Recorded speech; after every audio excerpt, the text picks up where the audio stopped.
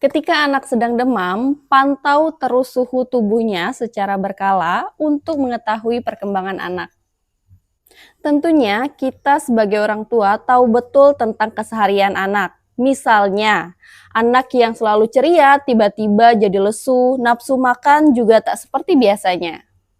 Nah, kalau keadaan udah kayak gitu, buruan deh kita cek suhu tubuhnya karena salah satu sifat imun tubuh dalam beradaptasi melawan demam yaitu dengan naiknya suhu tubuh.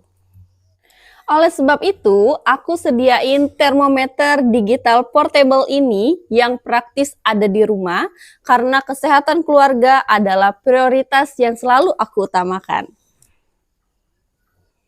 Harganya murah dan bermanfaat, silakan check out di keranjang video aku sekarang.